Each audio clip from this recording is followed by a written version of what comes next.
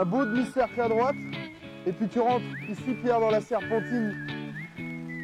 Voilà. Avance bien par un extérieur, voilà. Et en avant, et droit dans les portes. Droit. Les épaules en arrière, tournez. N'avance pas ta main droite quand tu touches. Tu dois pas avancer ta main droite. Tournez, tournez, regarde où on va, regardez où on va. Tournez, et puis tout de suite, fermez la courbe maintenant, fermez la courbe. Pierre a comment, 3 frères et sœurs, c'est-à-dire qu'il a une sœur et 2 frères. Et donc, mon épouse ayant l'habitude des enfants, elle s'en est aperçue très de bonheur, quoi. On avait beau lui dire, les médecins traitants, mais non, ça va se passer. Déjà, il ne regardait pas la télévision, il ne regardait pas les dessins animés. Donc, ça l'a tout de suite mis la puce à l'oreille, quoi. Et donc, au fil des années, bon, ça a confirmé ce qu'elle pensait, quoi. Pierre, lui, il se rend compte de rien, il n'a pas de souci. Nous, on est conscient qu'avec une erreur humaine, le jour de la naissance, ça lui a gâché de sa vie et la nôtre, parce qu'en fin de compte, les plus malheureux, c'est nous, parce que Pierre se rend compte de rien. Et donc, on imagine un petit peu avec les qualités que Pierre a actuellement, s'il aurait eu, entre parenthèses, toutes ses facultés, tous les bonheurs, tous les plaisirs de la vie qu'il aurait pu avoir. Allez, Pierre. Voilà. Oh, ce qui est le plus dur à gérer, c'est le regard des autres. Ça, c'est compliqué, ça. Oh, attends, ça va souffler. Pourquoi le regard des autres, c'est compliqué? Parce qu'on le sait qu'il a des problèmes. Et donc, quand on a des réflexions d'autres personnes, du style, Pierre va pas avoir des problèmes avec nos enfants, est-ce qu'il va pas leur faire du mal, est-ce que ceci, est-ce que cela? Je dis, Pierre, il est adorable, Pierre. C'est des choses, il n'est pas du tout méchant, quoi. Et donc, c'est des soucis qu'on a toujours. Hein, qu'on a toujours. Mais c'est encore Pierre. Comme Pierre. Il va plus vite que Mais Pierre. on vit en famille. Nos grands-parents, mes parents, on a toujours vécu en famille. C'est pas parfait, hein, c'est pas toujours parfait, mais quoi qu'il arrive, on se serre les coudes. Et ça, Pierre a eu la chance au moins de tomber dans une bonne famille, quoi, parce que avec les frères, les sœurs, tout le monde aime Pierre, et on va être attentionné à lui, tout est possible pour le rendre heureux, quoi. Alors après, quand on sera plus là, ça c'est le grand hic. Mais on l'a tellement élevé dans la famille, excusez-moi,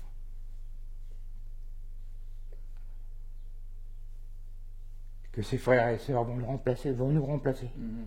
Ils sont là. Ben, ce qu'on souhaite, c'est que Pierre soit entouré des meilleurs, quoi. De trouver les meilleurs spécialistes. Aujourd'hui, on a trouvé, on a eu du mal à trouver. Il a commencé et donc ça se passait pas bien du tout même. Je comprends même en tant que parent, je croyais toujours que c'était lui qui nous racontait des choses où je me disais, mais non Pierre, ça va aller. Et puis à un moment où il y a des gens dire non, ça va pas. Et donc il faut trouver un autre établissement. Et donc c'est comme ça qu'on nous a conseillé le pôle jeune adulte d'Anel, où alors là ça a changé du tout à tout. Où Pierre a retrouvé des marques, a trouvé une deuxième famille. C'est une deuxième famille. Et là, c'est du bonheur. Je les félicite, ces gens. Là, je suis à combien? 39.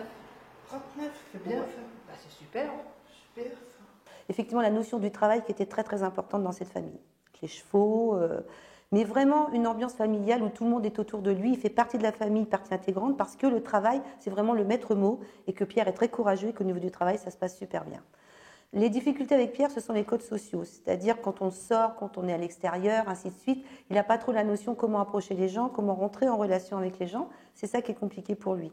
Donc notre travail, quand il est arrivé ici, c'était un travail de lien social, surtout avec les jeunes déjà ici, et ensuite vers l'extérieur. C'est le projet qu'on avait fait, c'est-à-dire projeter plus Pierre vers l'extérieur. Bon, donc vous allez prendre le bus là. Numéro 4. C'est ça, numéro 4. À quelle heure?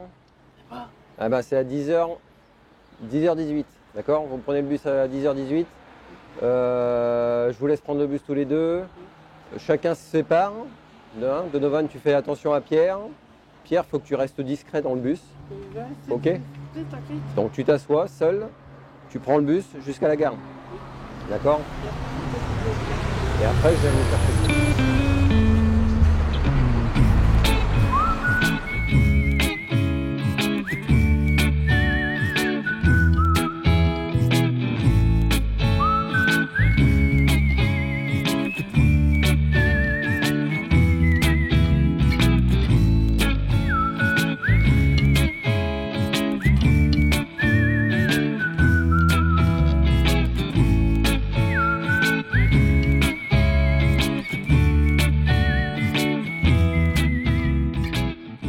Pour l'exercice là qu'on vient de faire, ouais, c'est un gros travail parce que ça fait quasiment un an qu'on le fait en binôme. Pierre a besoin qu'on répète les choses, souvent chaque semaine, les mêmes lignes, de façon à ce qu'il garde bien en tête ce qu'il a à faire, qu'il ne s'éparpille pas, parce que Pierre a tendance à s'éparpiller, à papillonner entre guillemets sur différentes choses. Par rapport au fonctionnement avec Pierre, on fonctionne en binôme. C'est Donovan qui n'a pas la parole, qui a un téléphone portable et on fonctionne entre les deux. Donc Donovan, si jamais il y a un souci, j'appelle Donovan qui passe le téléphone à Pierre et comme ça il y a un vrai binôme qui se met en place. Étant donné que sur l'internat ça fonctionne pas forcément bien entre deux, c'était une façon aussi de faire en sorte qu'ils travaillent ensemble, quoi, que les choses se passent bien entre eux de mieux en mieux. Ici, quand il est arrivé, il a été pendant une année, il est arrivé en 2012, pendant une année uniquement en semi-internat, c'est-à-dire qu'il rentrait tous les soirs chez lui. On voyait déjà, c'était un petit peu compliqué avec les autres, les interactions et tout, mais petit à petit, effectivement, on arrivait à travailler avec ça, c'était de plus en plus intéressant, d'autant plus quand on a fait séparer les deux centres de jour, puisqu'on accueille deux populations, handicap psy, et troubles envahissants du développement. Quand on a réussi à séparer deux, c'était beaucoup plus calme pour lui, beaucoup plus simple. Et donc, on a pu, à un moment donné, proposer l'internat, ce qui a été très compliqué, et je pense que ça a été aussi compliqué pour Pierre que pour ses parents, sa famille. Il est très dans l'émotion, il est très émotif, donc c'est des choses qui le touchent énormément, et c'est compliqué pour lui.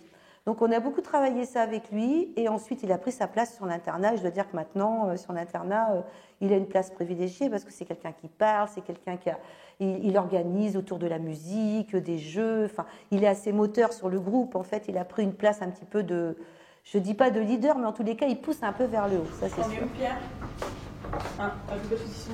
Oui. Qu'est-ce que tu fais après? Moi, je remets dedans. D'accord. Je le remets ou... Ok.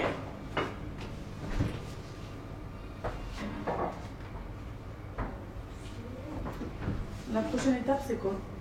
Et je coupe le... Vas-y. T'as besoin de quoi? le fromage. D'accord. Tous les jeudis soirs, c'est le repas de groupe. Donc chacun leur tour, les 8 jeunes se proposent de participer au repas.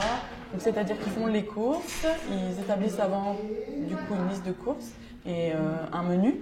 Et ensuite, ils préparent le menu dans la cuisine avec un éducateur. En fait, on travaille sur le quotidien, donc du réveil jusqu'au coucher, donc sur tous les gestes de la vie quotidienne. Donc on est là pour accompagner et pas faire à la place des jeunes, justement pour qu'ils apprennent et qu'ils puissent reproduire chez eux ensuite.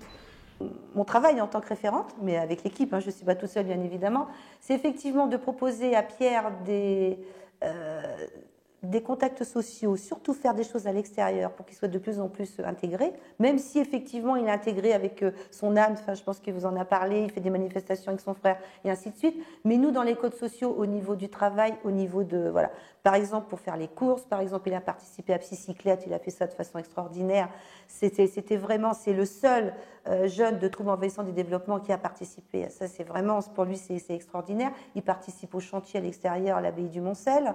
Voilà, il fait beaucoup de choses à l'extérieur et vraiment ce qui sauve, je le redis encore, c'est sa capacité, son courage à travailler et à toujours dépasser ses limites pour y arriver.